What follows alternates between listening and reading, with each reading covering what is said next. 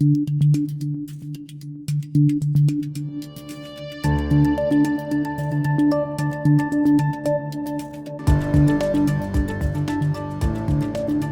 everyone, my name is Anastasiia Lapatina and you're watching This Week in Ukraine, a video podcast from the Kyiv Independent. Every week, I sit down with one of my newsroom colleagues to discuss Ukraine's most pressing issues. And this time, we're talking about Ukraine's momentous counteroffensive, the gains Ukraine has made so far and what we can expect in the upcoming weeks and months. I'm joined by the Kyiv Independent reporter Francis Farrell, who's traveled all over the front line. Francis, welcome back. Always good to be back. So, Francis, it looks like Ukraine's much-awaited counteroffensive finally began. So, my question is, why was everyone, both in Ukraine and abroad, waiting for this moment so much? I mean, Ukraine has had very successful counteroffensives in the past, for example, in Kherson Oblast, in Kharkiv Oblast, but so much suspense and hope wasn't in the air. So, why is this time different? Yeah, so you're 100% right. This counteroffensive is almost defined by the words much awaited, much anticipated.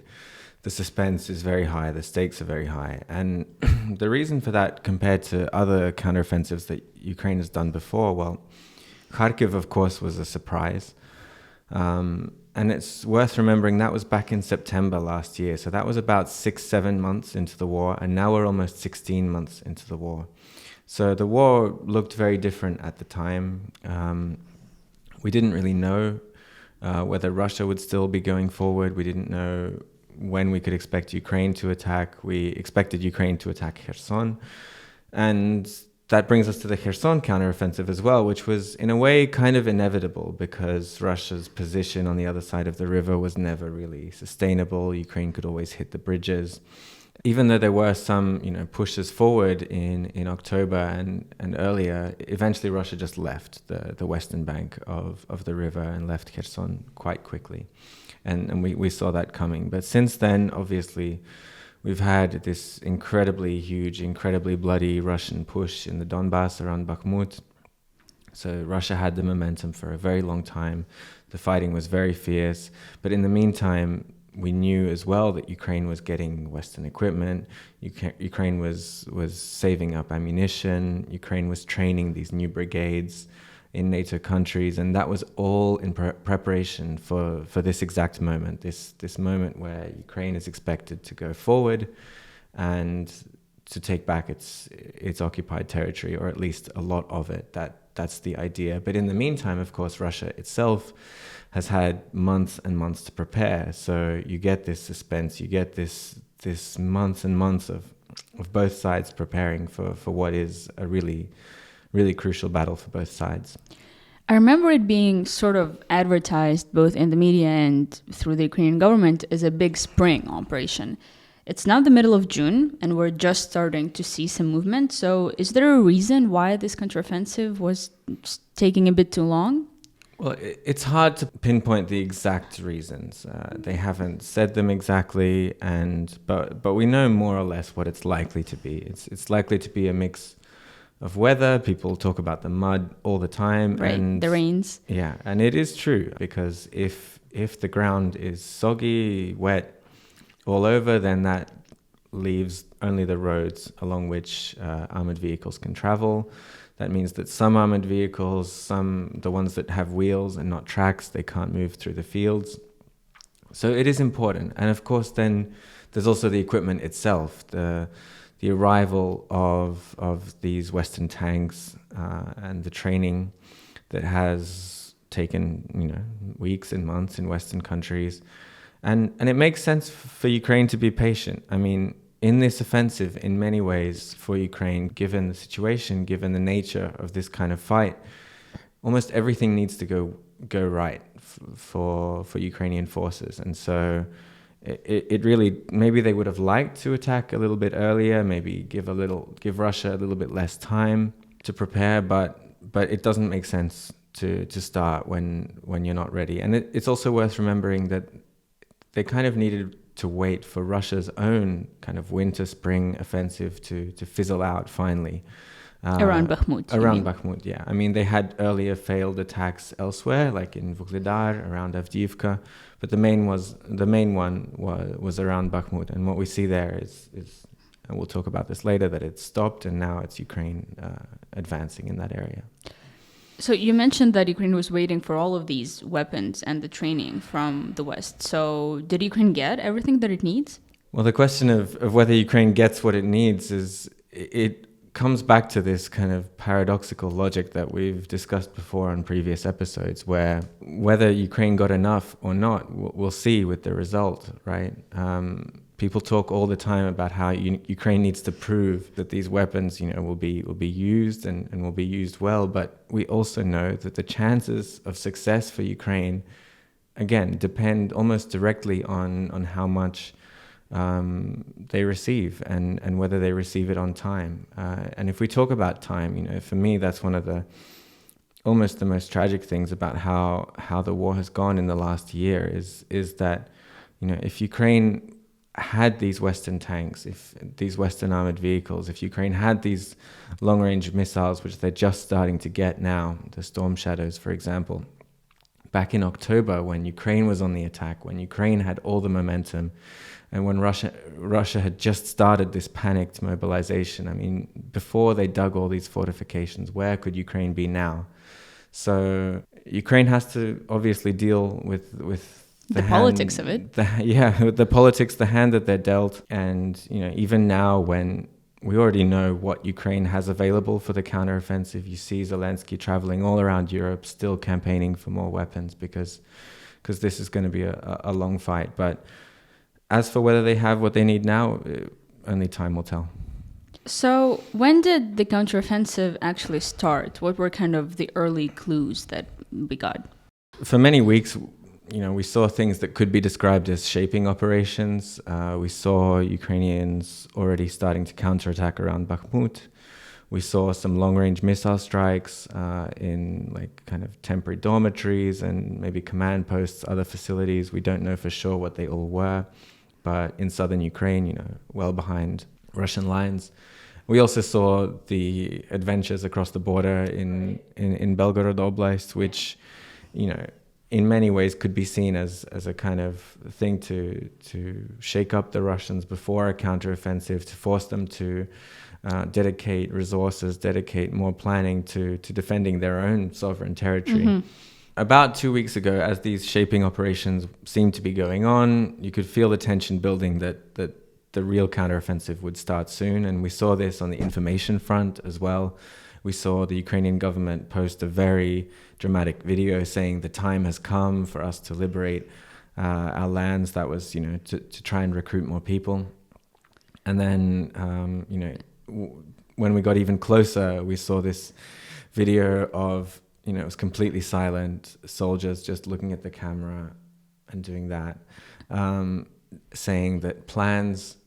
Love silence. Love silence, exactly. I think it's worth mentioning, just as a disclaimer, nothing we say here is going to be something that the Russians don't know about. That's a very good point. The first kind of, definite proof that we have of the counteroffensive starting, a Ukrainian advance where, the front has been static for so long, was on Monday last week, June the 5th. And that was when Russian Telegram channels reported Ukrainian attacks around the village of Novodonetsk, which is between Vuhledar, Velika Novosilka, these frontline towns, and they're actually in Donetsk Oblast.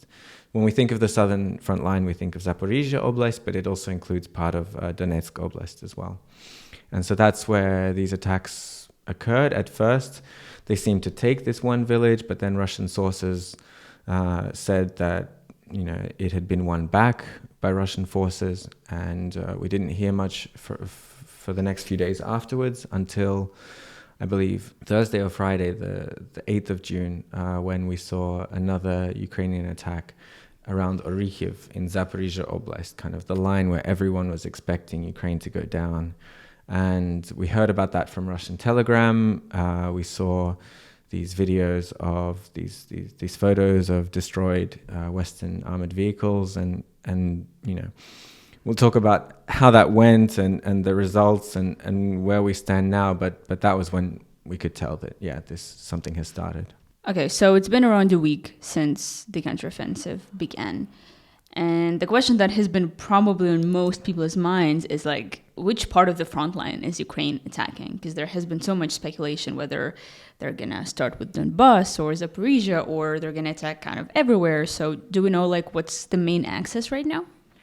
So we've seen attacks on two axes in the south along this southern front line. As I said, one of them was in actually the west of Donetsk Oblast on that same southern front line. So these first attacks at Novodonetsk didn't seem to be successful, but then in the last week or so, we've seen further advancement. We've seen basically there's this town of Velika Novosilka, and then south from that there's a winding river with a lot of villages along it that were basically frontline villages. And we've seen Ukrainian units liberate them one after the other. I think it's been 4 or 5 villages so far. The last one was confirmed just yesterday by the Ukrainian military. So they seem to be advancing, fairly steadily around that area. Although it's worth mentioning that, and we'll talk about this later, that they haven't reached the main kind of Russian fortified line in that area. And the other attack is the one that I mentioned already near Orikhiv. Orikhiv is, it's right south of Zaporizhia. It's a frontline town. And south from there, you reach the city of Tokmak, which is very strategic. Then if you go further, you reach the city of Melitopol, which is often considered like the gold prize of a super successful southern counteroffensive, because that cuts off the main road to Crimea. That's where we've seen an attack as well from some of the new brigades that have been trained. But so far, there haven't been any visually confirmed gains. And it's from that area that we saw the photos, the videos of destroyed, damaged Leopard tanks, Leopard breaching vehicles, Bradley infantry fighting vehicles. Of course, the Russian media sphere went crazy about them. They showed these pictures from all kind of different angles. And it looks bad because I guess it's like that's what the perfect image of right. A failed counteroffensive is, right? Like destroyed Leopards, destroyed Bradleys. But it's worth remembering that it's just a very small attack. And we don't know what kind of attrition was suffered on both sides. But if those are the only losses in equipment that Ukraine has taken, the ones that we've seen pictures of, then, and it's likely not to be very more, then it's probably nothing to be worried about. Okay, so the counterattacks right now are mainly around Zaporizhia or moving towards Zaporizhia. Is there a reason why?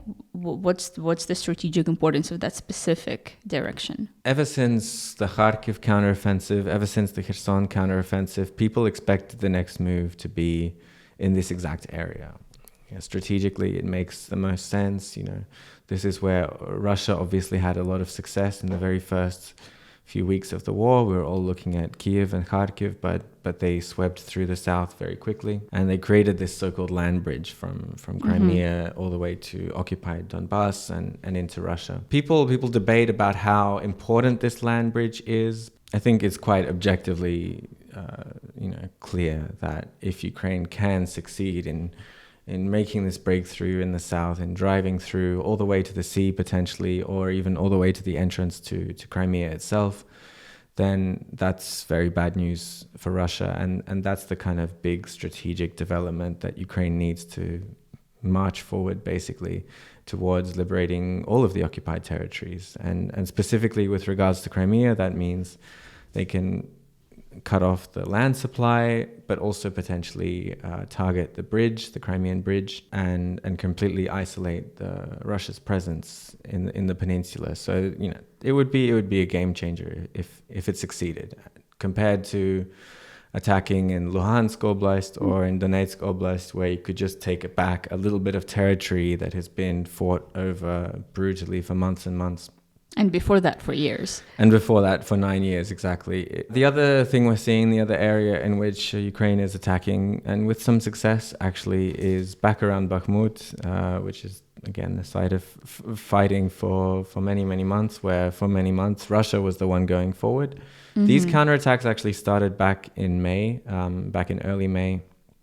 around the time when the big conflict between Wagner head Prigozhin and the Russian Defense Ministry started heating up. And yeah, those attacks are still just local counterattacks. They're still just the brigades that are in that have been in place moving forward. Again, it's important because if Russia lost Bakhmut now, after so many months, that would be a huge embarrassment for them. It would be a success for Ukraine as well. And they're going to have to potentially, again, transfer resources to defend that area. I imagine domestically that would be a huge blow for the Russian society. Yeah, I mean, for 6 months already, I mean, ever since Kherson, that was this was the city, one pride, the one thing that we could, celebrate for taking that. And if they lose it within a month, then it looks pretty bad. So how much do we know about the gains and the losses of these counterattacks so far? So the main gains that Ukraine has achieved in these attacks so far has been just south of Velika Novosilko, which I mentioned earlier. So as far as the official information goes, Ukraine has liberated 6 villages in this area. They're all very small. They're all one after another. And of course, this is before Ukrainian forces have actually reached the main Russian defensive line. So as for the attack around Orikhiv, we haven't had any visual confirmation of Ukrainian gains there. And around Bakhmut, they've moved forward in the last week. I think several kilometers. Yeah, 1.5 kilometers on the northern flank and 3.5 kilometers on the southern flank of Bakhmut. And again, that's where they've been moving forward for a month already. But those gains were just in the last week. As for the losses, obviously it's impossible to tell so far. No one is talking about this. The Russian Defense Ministry said that obviously they want to paint a picture of a complete horrible failure so far. So they've talked about 7,500 Ukrainian losses just in the counteroffensive alone, attacking. It's close to impossible in a week. Pretty much. And they've also said that they've repelled the entire counteroffensive, right? Yeah, of course. So that's nothing to go on. And I mean, in theory, that could be the case, but we just haven't seen fighting at that level of intensity. We haven't seen Ukraine commit that level of forces yet for anything like that to happen. And some Ukrainian soldiers from the attack, which seemed to be a failure around Orikhiv, they actually came out and said that the media has overblown completely, how bad this was. What units is Ukraine using in these operations? So that's a really interesting question, because everyone has been waiting for Ukraine to start using these new brigades. These are brigades that have been 9 brigades that have been kept in reserve, that have been. Many of the soldiers there have been trained in NATO countries, and then many of these units have been equipped with top quality Western equipment. You've got your Leopards, your Challengers, your Bradleys, these French weird light tanks on wheels that no one knows what to call. So everyone's expecting them to show up, and then there are also these special offensive guard brigades that have been trained under the National Guard, under the Interior Ministry. People are expecting them to play a role, but we haven't actually seen many of them yet. We know the attack around Orikhiv was done by the 47th Mechanized Brigade, and we know we've seen the 37th Marine Brigade also in action, but that's just 2 out of the 9, and we haven't seen even their whole brigade really taking part in the fight.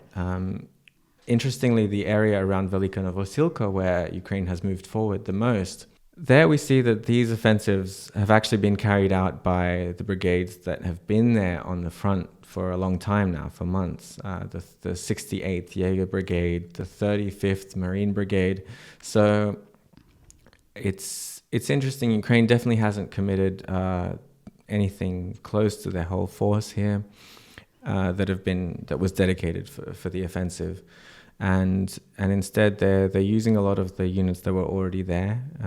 I think my theory is that in Velika Novosilko, the logic of that is that the fighting up until that main defensive line is expected to be a bit easier, and they want to use these brigades that have been there for a long time. They know the area, And then when they reach that line, maybe that's when they'll send in these new brigades.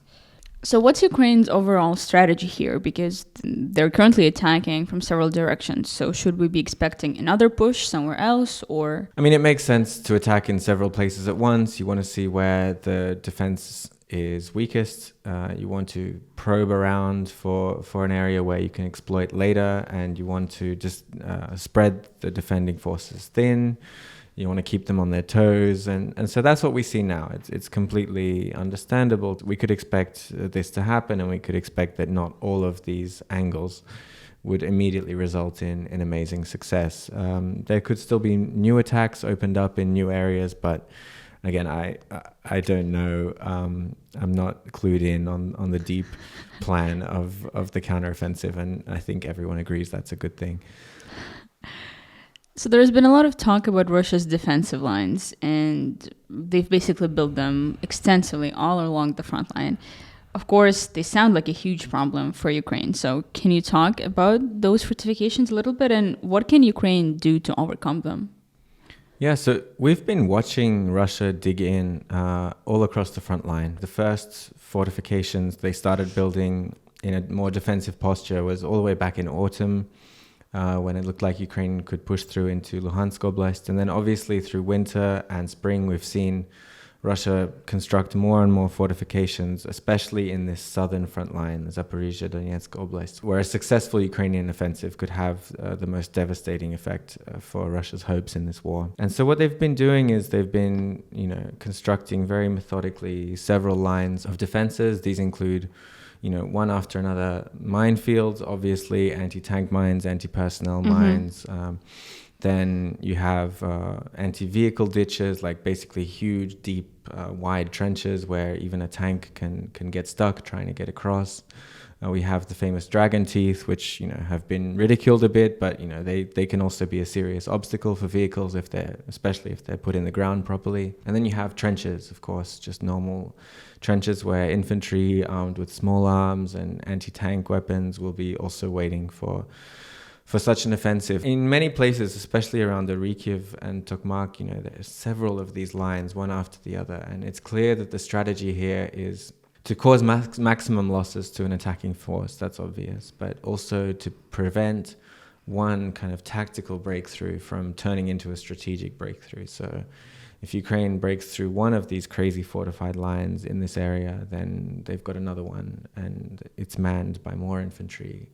And so, getting through these, it was always going to be a really hard task. Everybody knows that defending is much easier than attacking, and kind of the ratio of attackers versus defenders is around 3-1, 5-1, depending on who you ask. So this promises to be a bloody battle. Yeah, for sure. And Ukraine knows this. One thing I always say about this counteroffensive is that, one thing we can be sure of is that unlike Russia, Ukraine has the Ukrainian command, the decisions made at the top have a strong connection to reality. So they wouldn't go for this if they knew they had very, very little chance. Unlike Russia, where, Putin just demands the impossible from his generals. So these defenses will be a huge challenge. Ukraine has been given some of the equipment needed to clear them. So you've got these mine clearing, basically weapons which shoot out basically a rope, a really long rope with explosives which blow through the minefield, and they clear this kind of corridor for vehicles and infantry to go through. So they have some Soviet ones, they have some new ones that they've been given. They've been given some of the breaching vehicles, like the special Finnish, I think they got them from Finland, these Leopard R vehicles, which are designed to move forward through a minefield as well and breach some of these defenses. But the tricky thing here, it's one thing to kind of cut a path through defenses like this, but they know that they have to do that while under heavy artillery fire. When we see these attacks, Russia will spot them, and Russia will target them with artillery. So that's the real challenge here. And for the future, as all of this is unfolding, what should we keep in mind or look for as we follow these updates? So after a week or so, we're just still in a very early stage of the counteroffensive. And there are two key things that we haven't really seen yet. That when we do see, we know that's crunch time. We know that's when kind of the decisive battle seems to be beginning. And that is, first of all, when Ukraine reaches and starts to attack these defensive lines, and we can really see what that looks like. And more importantly, crunch time will come when we see evidence that Ukraine has committed, close to the majority of this reserve force, these new brigades, these new assault brigades that they've been training and preparing for this exact moment. So far, they haven't committed many of these units at all. Nothing crazy has happened yet, basically. But when we see that commitment, and it will be obvious pretty quickly, then that's when we can start really drawing conclusions about how this counteroffensive is going. What is Ukraine's stated goal here? Like, what kind of result is going to be deemed a success? Well, they don't have a stated goal, I guess, but I think it's obvious that what the best case scenario, we see arrows carving across maps. The best case scenario here would be a very large strategic breakthrough, especially if it's in the south. Then a strategic breakthrough that changes the game for the whole war. We talk about this scenario with Crimea, with cutting off the land bridge. For me, that would really be a kind of scenario where it's now obvious that Ukraine's going to win this war completely, that they're on the path to liberating all the occupied territory, and Russia's whole special operation plan is falling apart.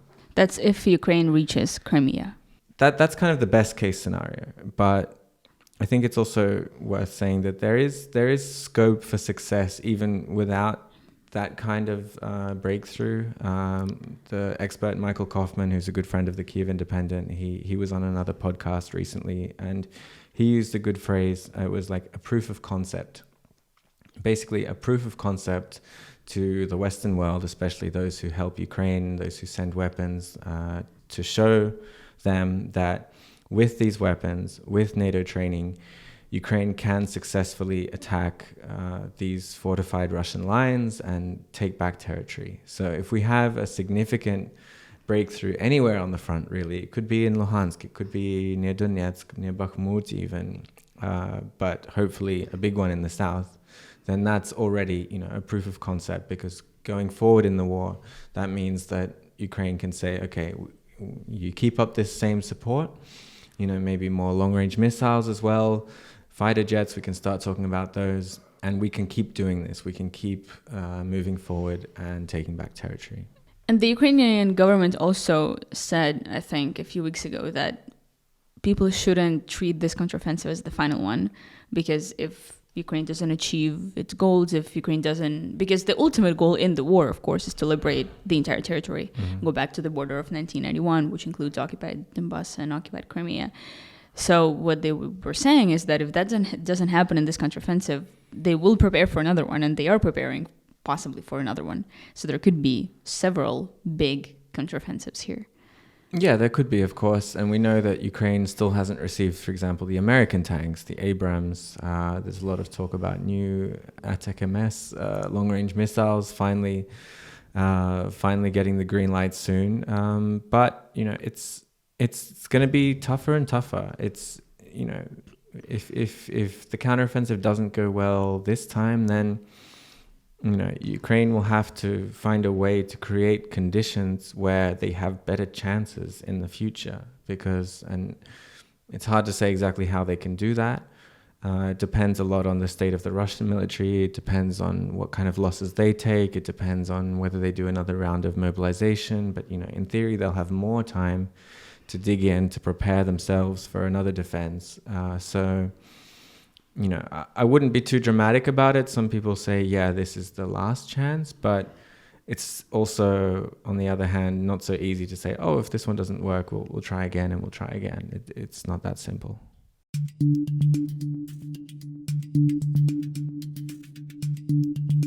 We're now going to be answering some questions that we got from our community members.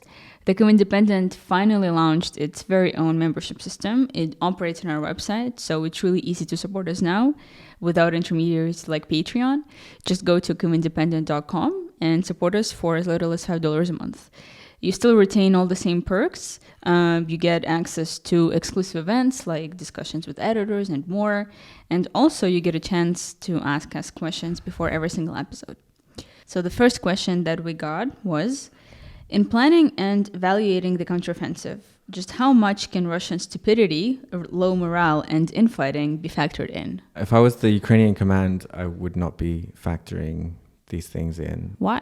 Underestimating your enemy is always a big mistake. Fair. And, I think that the whole "thank God they're so stupid" meme was very relevant in the first year of the war. But when it comes to something like this, something so high stakes and where, Ukraine is taking a lot more risk than it ever has almost in this whole war.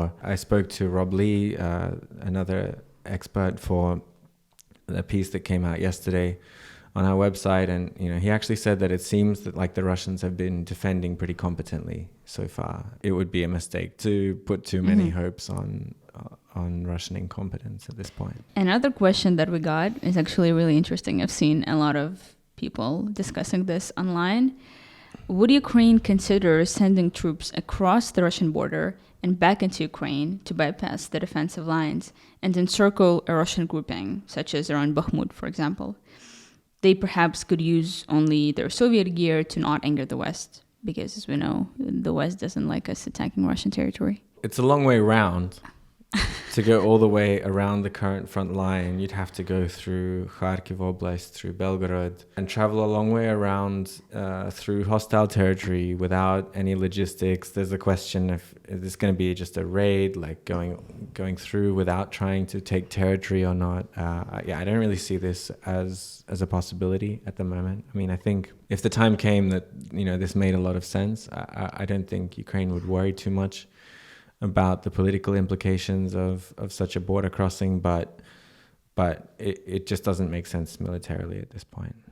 So the third question that we got was, the supporter is wondering, some days it seems that only Budanov and this person are being quiet because there's a lot of media frenzy, a lot of talk of great expectations. How can Ukraine both leverage this and communicate to the world that just like on D-Day and until the final victory, it's still a lot of hard work and a lot of tragic losses, and that the civilized world must stay the course and not burn out? Yeah, absolutely. It's a great question, because especially when the real crunch time, as we said, of the counteroffensive starts, we see potentially more photos which look pretty bad with destroyed Western tanks and so on.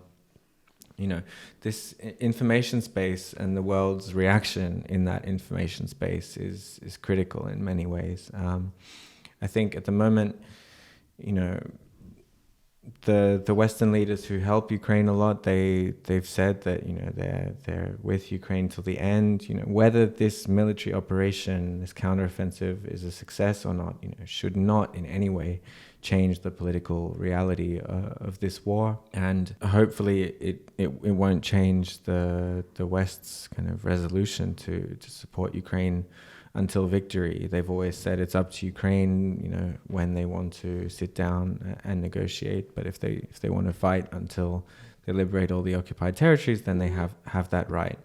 So expectation management is a really interesting kind of aspect of this period of the war that we're in now.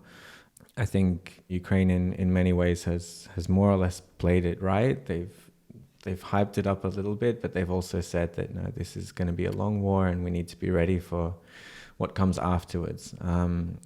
And yeah, I think with this crop of leaders in the West, I'm not too worried about what that will be like, but it's tough, and it's worth remembering for, I guess, all our readers, everyone watching this counteroffensive, that things might not go the way you want it to, and that's fine. And it's going to be tragic, but that's also something that can happen. And you need to kind of mentally prepare for that. Yeah, that aspect as well. Well, Francis, thank you so much for being here. As always, it was very interesting to listen to you. Thank you. See you next time.